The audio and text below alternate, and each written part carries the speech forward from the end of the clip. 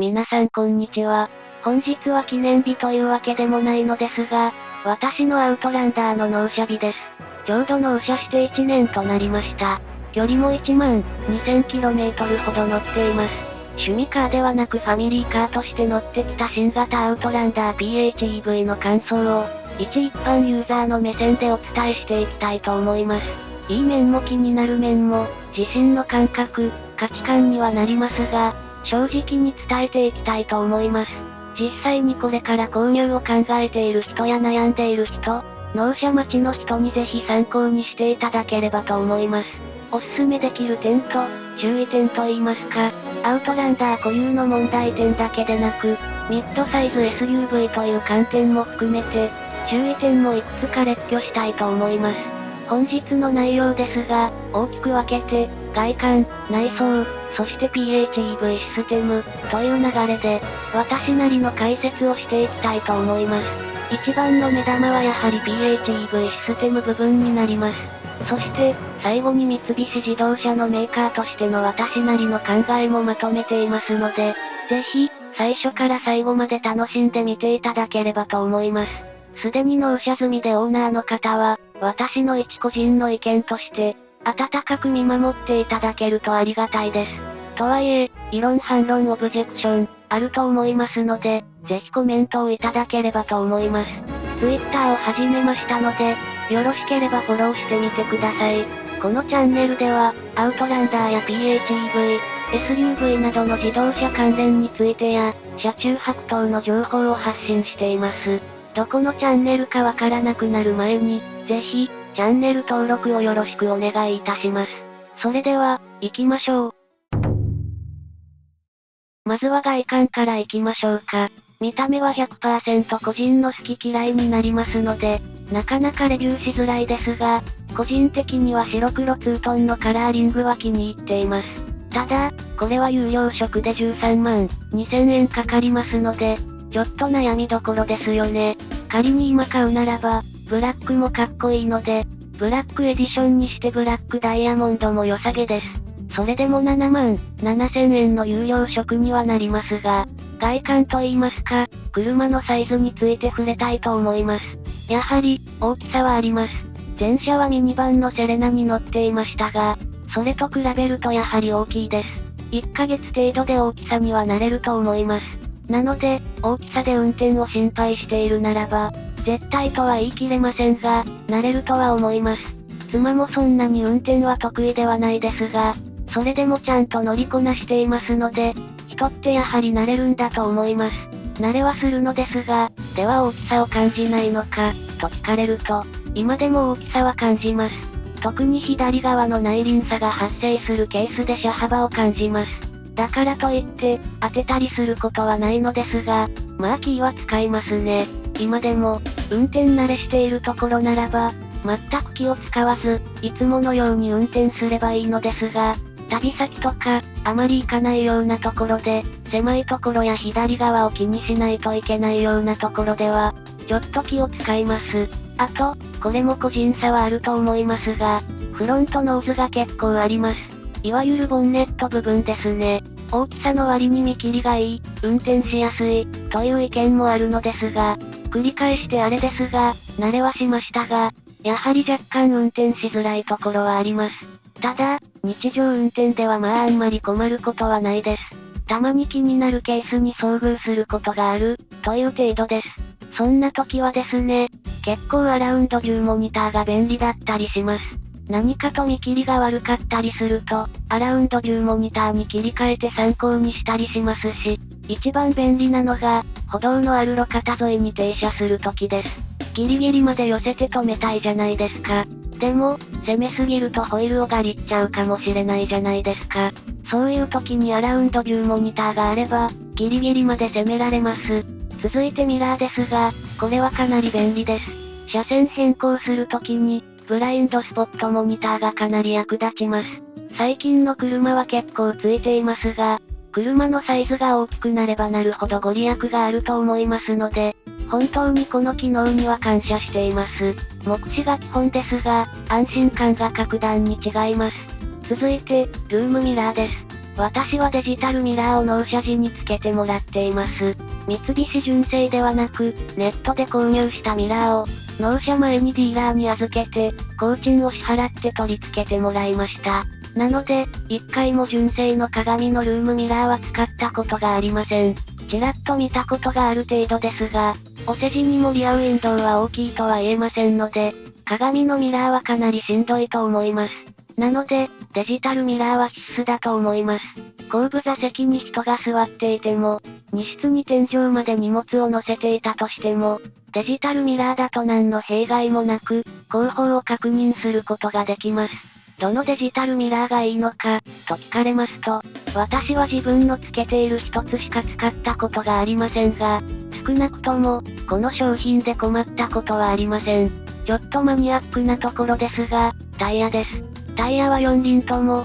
25545R20 になります。インチもさることながら、一番の驚きは255というタイヤ幅です。PHEV はガソリン車と比べると加速力があり、また、2トンの筐体をしっかりと止める必要があるわけですが、扁平率45のタイヤ幅255のタイヤは、かなり安心感があります。加速、ブレーキともに一末の不安もありません。路面にしっかりと食いついてる感があります。ホイールのデザインもかっこいいですし、満足感は高いです。ただし、その分普通のタイヤと比べると高くなりますし、とにかく重たいです。私は雪山に行きますので、毎シーズンタイヤの履き替えが必要なのですが、履き替えそのものはお店でしてもらうのですが、家に帰ってからの荷台への積み下ろしであったり、倉庫への保管であったり、何せタイヤ1本で 30kg の重さがあるので、腰への負担がやばいです。高い、重い、というのがネックですね。続いて、パワーバックドアです。これも非常に助かっています。どこまで開けるのか、高さも調整できるので、駐車場やカーポートの高さに合わせることも可能です。ミニバンと違い SUV はそこまで後方のスペースがなくても、バックドアが開けやすいのがいいですよね。年を取ってくると手を上げるのも大変になるので、自動開閉できるパワーバックドアはポイントが高いです。開閉のスピードも非常にスムースで、ストレスなく開閉できます。リアバンパー下につま先をかざすことでも開けることができるのですが、正直この機能はあまり使わないです。そこそこ反応はするのですが、100% の精度じゃないので、自分の連動を上げればいいだけかもしれませんが、そもそもそんなに使う機会もないので、どうしても荷物を手から離せない、ということもほとんどないので、半分無理して足で開けてみたりする、という感じです。私の場合。続きましては、ヘッドライトです。明るさは文句なしですね。視認性もいいです。フォグランプはほぼ使わないです。ダイナミックシールドイルミネーションをオプションで付けましたが、まあ、全然なくても問題はないです。8万円近くしますからね。自己満以外の何物でもないので、付ける必要はないかなと思いますが、三菱といえば、このダイナミックシールドじゃないですか。逆に、これがなければ三菱車じゃないと言っても過言でないくらい。なので、個人的にはぜひ付けてもらいたいところです。かっこよくないですか？個人的に満足度は高いです。お金に余裕があれば、ぜひ付けてみてください。シーケンシャルタイプの LED フロントターンランプは、感動ものでした。かっこいい車、大体ついてるじゃないですか。憧れがあったんですよね。とうとう自分の車もシーケンシャルタイプのターンランプになったぞって思いましたね。アダプティブヘッドライトについてですが、こちらは、ライトスイッチの右側のスイッチを押し込むことでアダプティブヘッドライトがオンになるのですが、あってもなくてもいい機能です。日常使いで役に立つ人もいるとは思うのですが、私の場合は、ほぼ使わないです。一応オンにはしていますが、高速道路を走行中にたまに有効なくらいですね。それでは内装に移りたいと思います。まず最初に触れたいのは、ハンドルです。ある人はこのハンドルがいまいちっていう評価をしていたのですが、私は180度違いまして、アウトランダーのこのハンドルは惚れ惚れしています。手触りがめちゃ好きで、いつまでも握ってたいくらいです。納車から1年経ちましたので、当然新品の頃とは若干手触り感は変わってきているのですが、今でもハンドル握った時の感触は最高です。贅沢を言うならば、電動のテレスコピックがついてて欲しかったですね。今から14年前に乗っていたハリアーハイブリッドには、電動テレスコピックがついていて、乗り降りするたびにハンドルも自動で動いてくれていたので、ウェルカム装備は満足度が高かったです。なので、次のアウトランダーには期待したいところです。あと、ハンドルにヒーターがついているので、この冬はかなり重宝しました。手は普通の人より暖かい方だと思うのですが、それでも冬場に冷たいハンドルを握るのはあまり嬉しくないので、ヒーター機能はありがたいです。収納関係について触れますと、あまり収納は多くないです。グローブボックスは、取説入れたらほぼ終了です。センターコンソール部、左手の肘置き部分ですが、あれも仕切りなどもありませんので、そこまで使い勝手は良くないです。コンソールサイドに少しだけ収納スペースがあったりするのですが、これもあまり使い勝手は良くないです。皆さん、どう使っていますか？私は、ガソリンスタンドのプリペイドカードを置いていたり、ちょっとしたレシートを入れている程度です。ドア周りの収納も、そこまで大きくないです。たまに予備のペットボトルを入れたり、ウエットティッシュを入れていたり、小物を入れるくらいに使っています。個人的に使いづらいと思っているのが、センターのドリンクホルダーです。肘置きの台がそこそこ高さがあるんですよね。しかも、肘置きの直下にドリンクホルダーがあるせいで、結構手首を下に曲げないと取れないんです。せめて、肘置きの高さとドリンクホルダーの高さが同じ高さになるようにしてほしいかなと思います。ただ、収納力にしろドリンクホルダーにしろ、人って環境に適応できますので、特に問題ございません。続いて、シートについて触れたいと思います。P グレードはシート生地はセミアニリンレザーとなります。初めてのレザーだったので、色々不安材料がありました。結構滑るのではないか、服の色がシートにつくのではないか、夏暑いのではないか、汗ばんだ時に気持ち悪くないか、ひび割れしてくるのではないか、などなど、結論から申し上げますと、今列挙したような不安な点は一切ございませんでした。座り心地はファブリックと違い、すっと着座位置に座れるというか、収まりがいいです。服の色についても、今のところ何の問題も起きていません。アウトランダーのレザーシートにはベンチレーション機能がないのが残念、という意見がそこそこあったりするのですが、夏にシートが暑くて困ったケースは少なくとも私の場合はありません。メッシュのランバーサポートをシートに乗せている、というのが大きいかもしれませんが、汗をかいても背中が蒸れる、ということはありません。ランバーサポートなしで運転したことがないので、夏に汗をかいた時に、直接レザーにもたれかかってみると、ひょっとしたら多少不快に感じるかもしれないですね。そういう経験がある方は、ぜひメッシュタイプのランバーサポートを、使ってみることをお勧めします。反対に冬場ですが、レザー部分がひんやりすることが想定されますが、肌で直接触れるとひんやりを感じるかもしれませんが、冬場はそこそこ厚手の服を着ていると思いますし、シートにもヒーター機能がありますので、真冬であっても氷点下のような地域でないならば、シートヒーター1本で乗り切ることができます。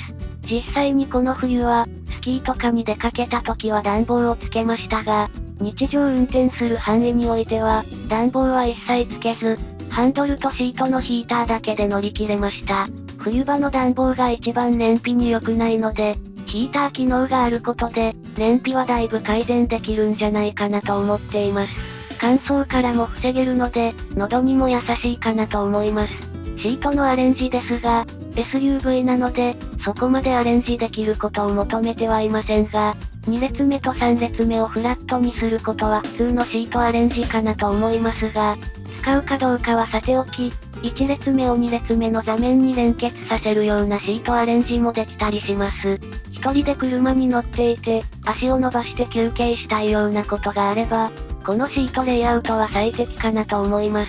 高級ミニバンの後部座席のように、オットマン的に助手席の背もたれを使うことができます。2列目3列目のフラットシートレイアウトですが、大空間にはできるのですが、2列目と3列目の間にそこそこの段差ができますし、2列目の背もたれ部分が少し傾斜があるんですよね。角度を変えてみますが、このように斜めになってしまいます。なので、2列目3列目をつなげたスペースでの車中泊をする場合は、少なくとも何かしらインフレーターマットを敷いて段差の影響をなくしたり、頭が高い分には問題ないかもしれませんが、傾斜部分も一工夫する必要があるかなと思います。アウトランダー自慢の3列目シート。ぶっちゃけて言いますと、いりません。外せられるものなら外したいです。人によってはあって便利という人もいると思います。ただ、ほんと狭いです。身長150センチくらいの人が乗っても、間奏は狭い、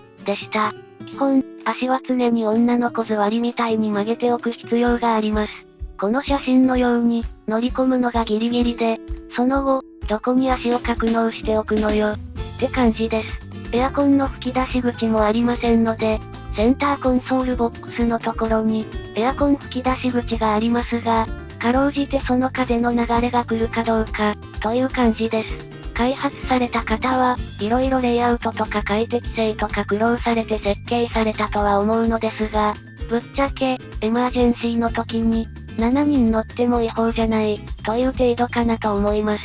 続いては、BOSEプレミアムサウンドシステム、です。P グレードを選択すると、勝手についてきちゃうので、外したくても外せないのですが、音マニアじゃないので、全くの素人ですが、結構いい音かなと思います。特に音量を大きくした時など、迫力満点ですよ。ないと困るのか、と聞かれますと、全然困りませんが、音楽は常に聴きますので、そういう意味では、あっても困るものでもないかなと言えますので、抱き合わせ販売的な側面は否めませんが、逆にセット販売でなければ付けていなかったオプションだと思いますので、強制で付いてくれていてある意味良かった。そう思えるくらいのオプションではあるかなと思います。置くだけワイヤレス充電ですが、使ったことないです。マグセーフ機能もありませんので、ちょっとでもずれると充電できませんし、結構小物を置いていたりするので、これが活躍することはありませんでした。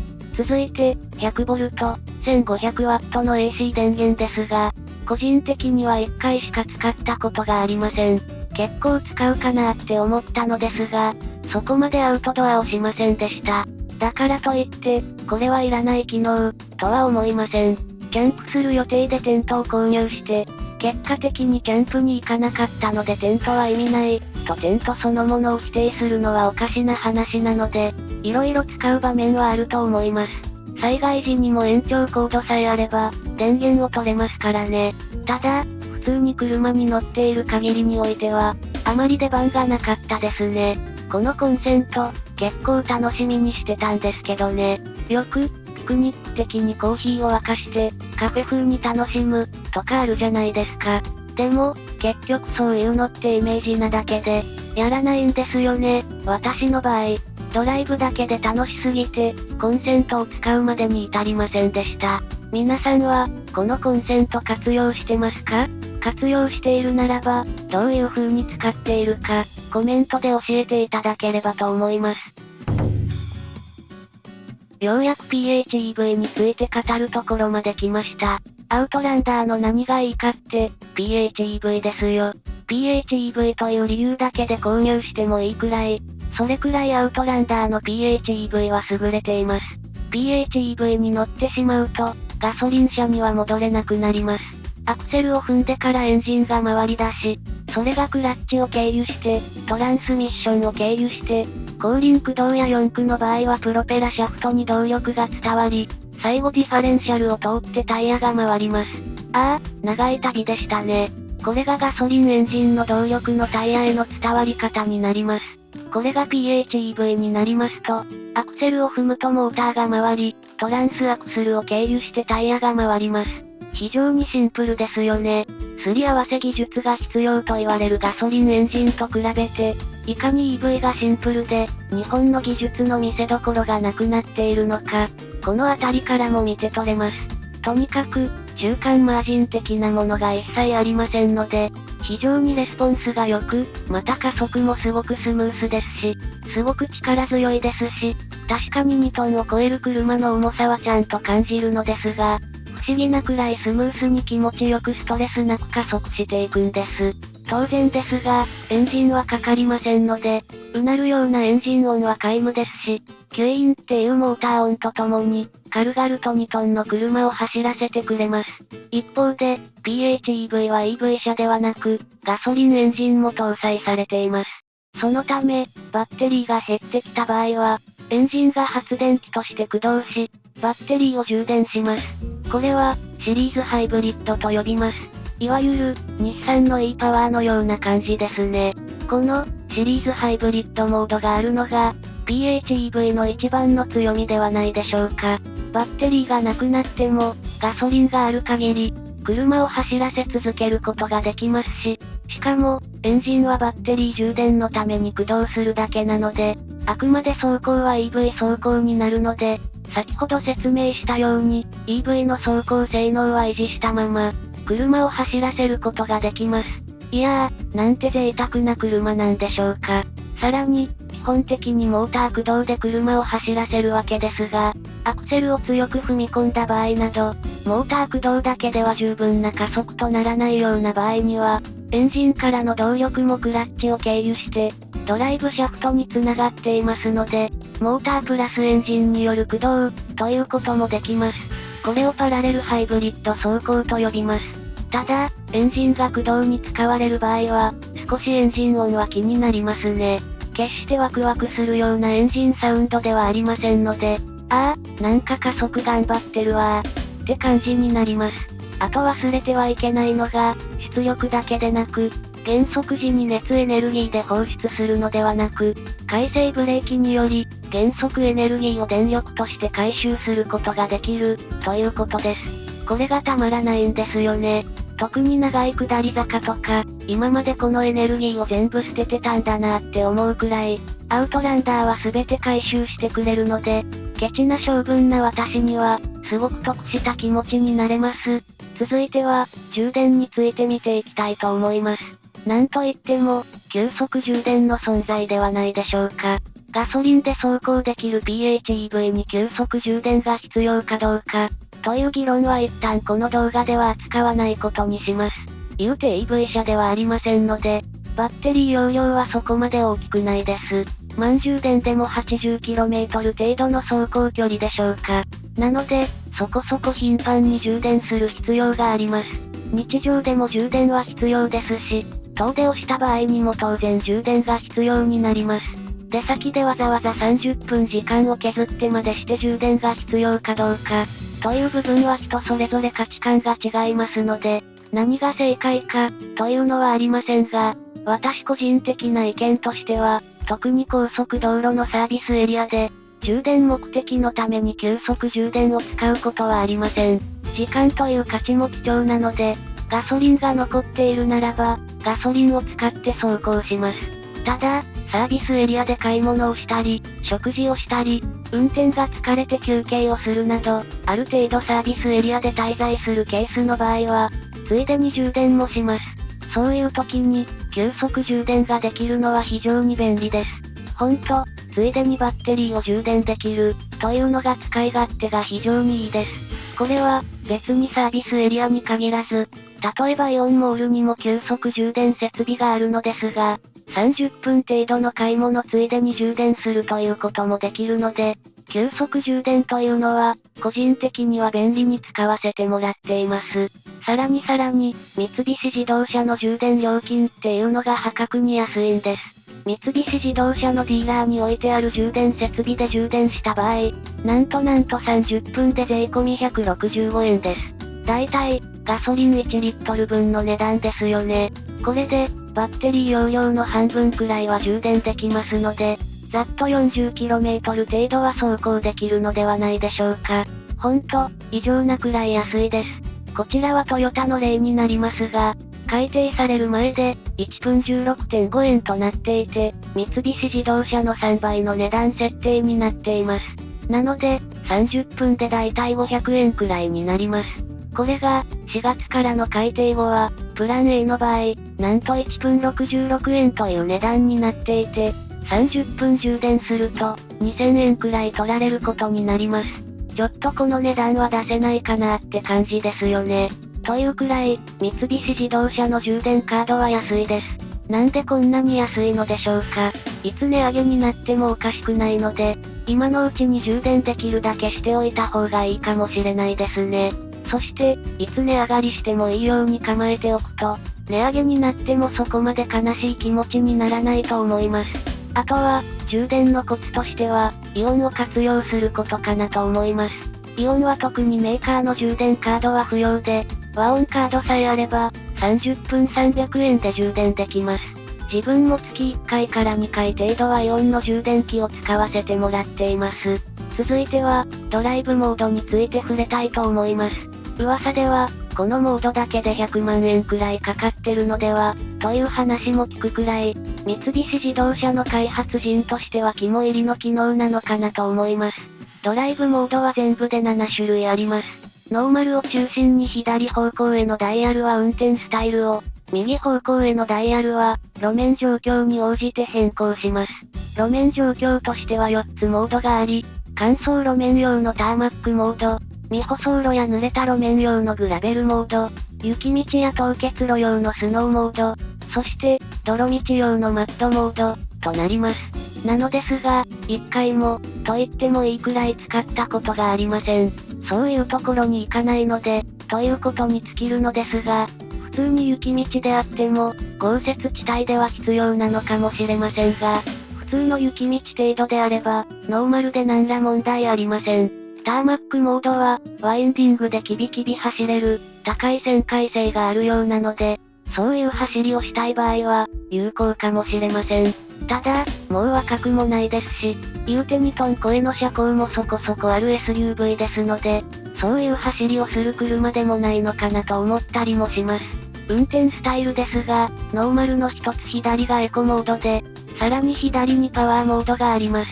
こちらも基本的にエコにしています。何かとケチな性分なので、出力を抑え気味のエコで通常運転しています。ごくごくたまに、高速道路でそういう気分になった時に、一瞬パワーモードに切り替える、という程度で、ノーマルモードはガチで一回も使ったことがなく、99% くらいはエコモードにしていると思います。なので、せっかくのドライブモードなのですが、ほぼ、宝の持ち腐れ状態で、せっかくある機能なのですが、ほぼ使っていませんし、個人的には路面状態に合わせた走行モードはいらないので、その分値段安くしてほしい、という感すらあったりします。ただ、走行にこだわりを持っていて、技術力もある、という風に捉えることもできるので、そういう意味では安心感を持てたりします。ここで、車の基本性能に立ち戻ってみたいと思います。車に求められる基本要素としては、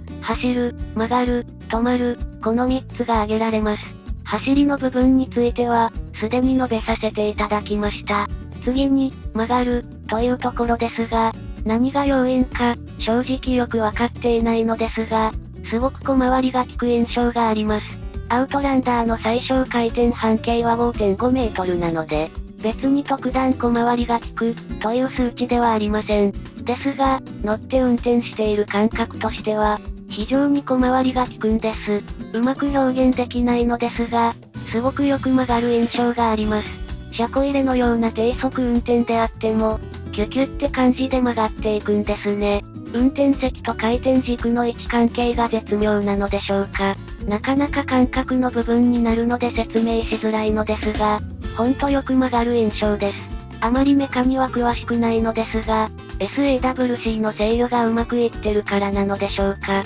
この機能が停止からも働いているのであれば、きっちり曲がる理由は SAWC ということにもなりますし、とにかくでかい割によく曲がる、という印象です。最後の要素が止まる、ですが、止まることに関しても不安に感じたことはありません。2トン超えの車ですが、しっかり止まってくれます。外観のタイヤのパートでも触れましたが、やはり、タイヤの幅と扁平率のなせる技なのかなと思います。ひょっとしたら若干オーバースペック気味なのかもしれないですけどね。最後、PHEV システムとは関係ないですが、マイパイロットについて触れておきたいと思います。高速道路での運転の疲労感をかなり軽減させてくれます。ハンドルには触れておく必要はありますが、基本的にアクセルを踏む必要もありませんし、ハンドルも自動で制御してくれますので、高速道路の運転が楽ちんで仕方ないです。レーン認識の精度もそこそこあり、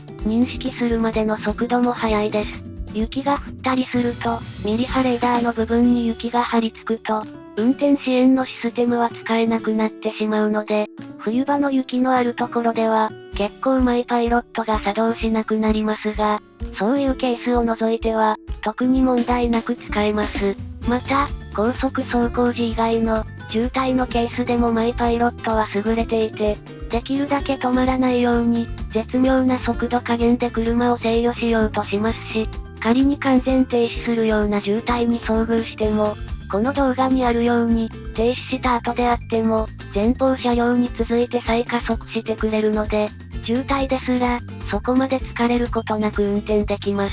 5年前のセレナにもプロパイロット機能があり、それでも十分高速道路での運転が楽になりましたが、アウトランダーに導入されているマイパイロットは、その時よりも進化していて、こんな線でも認識してくれるのか、と思うくらい、レーンの認識精度が上がっていますし、そもそもレーンを認識する速度がかなり速くなりました。5年前のプロパイロットはレーンを認識後、線が消えかかっていたりで認識しなくなった後にレーンを再認識することが苦手だったのですが、アウトランダーのマイパイロットは、レーンの再認識も特に問題なくスムースにしてくれるので、細かな改善ではあるのですが、ドライバーとしてはすごくありがたいです。あと、ハンドルを触っておく必要があるのですが、セレナの時のプロパイロットは、ちょっとでもタイミングが遅れると、ハンドルを触り直したり、ハンドルを回したりしても、ハンドル握ってる検知がされず、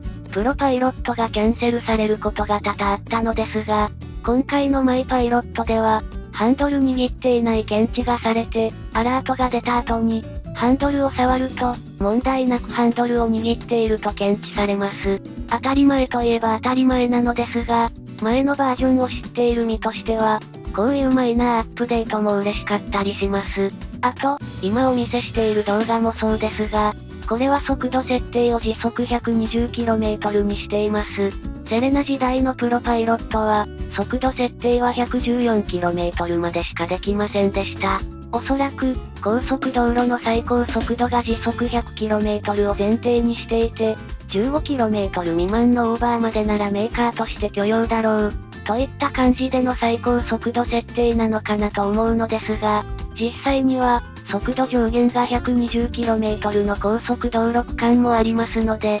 120km の設定ができるのは、これも地味にありがたかったりします。確か、マイパイロットでは時速 135km まで設定できたと思います。時速 135km での巡航は考えていませんが、まあ、いつかそういう高速区間もできるかもしれないですね。番外編として、三菱自動車というメーカーについてもさっと触れておきたいと思います。三菱自動車というメーカーに対し、多少なりともいい印象を持っていないという人も多いのではないかと思います。私も最初はそうでした。全くいい印象はありませんでしたし、パジェロとかデリカとか、非常に興味はあったのですが、三菱自動車、というだけの理由で避けていました。企業体質というのは簡単には変わらないと思います。なので、そこを気にするならば、三菱自動車というメーカーの車は避けた方がいいでしょう。私もすごく悩みました。アウトランダー PHEV と三菱自動車というメーカー、これを天秤にかけ、結果、アウトランダー PHEV という車種に軍配が上がり、三菱自動車ではあるものの、車を購入することになりました。その後どうか、と言われますと、何ら問題はありません。ディーラーの良し悪しというのはあると思いますが、例えばトヨタとかに行くとスタッフも多いですし、接客態度も多少なりとも三菱自動車とは違います。なので、そういうところを求めるならば、三菱自動車は選ぶべきではないかなと思います。私は、別にディーラーの接客品質としてホテルのコンシェルジュのようなものは求めていませんので、必要最低限のことができるならば、それでいいと思っています。一番大事なのは車そのものですから。例えば、セレナを購入した時は、営業さんから花束をいただきましたし、記念撮影もしていただきました。一方、アウトランダーを購入した時は、一応妻も連れて行きましたが、そのような特別な対応はなく、車の説明があり、それで引き渡しされて終わりでした。若干拍子抜けはしましたが、ただそれだけです。このあたりも、同じ三菱自動車のディーラーであっても、違いはあるのかもしれません。あとは、周りからどのように見られるのか、というあたりでしょうか。これはもう、気にしなければいい、ということに尽きると思います。そもそも、いちいち何か言われたこともありませんし、逆に、アウトランダーが非常に珍しい車種なので、これ何って言われる程度で、批判的なことを言われたことは一度たりともありません。ということで、アウトランダーが気に入ったのであれば、私個人としては、メーカーなんて気にせずに買えばいいと思います。ただし、リセール、というところもありますので、そのあたりも判断材料にするならば、これはこれで、また別のテーマになると思いますので、今回は割愛したいと思います。まとめに入りたいと思います。一つ言えることは、小学生くらいの家族がいる場合は、無理に SUV にこだわらなくていいかなと個人的には思っています。やっぱり、スライドドアが便利です。子供が一人くらいならばギリギリ SUV でもいいかもしれませんが、ヒンジドアは周りに気を使わせてしまいますからね。子供には気を使わせずに車に乗ってもらいたいです。子供も成長するとある程度自分で管理できるようになりますので、それくらいからで SUV はいいのではないかなと思います。あくまで私の場合は、ですが、あとは、PHEV システムが優秀すぎる、というところです。BEV はまだ少し早いかなと思います。充電インフラがまだ十分に整っていませんし、遠出した時に常にバッテリーのことを気にしないといけない、というのが、精神衛生面的によろしくないかなと思ったりします。その点プラグインハイブリッドは、電気自動車とガソリン車のいいとこ取りなので、車体価格は高くなってしまいますが、それを除くと運転していて楽しいですし、運用面でも困らないという最強の車の一台になるかなと思います。色々ある PHEV の中で、さらに三菱は充電カードが安いので、そういう観点でもアウトランダーというのは一つの選択肢に加えてもいいのかなと思います。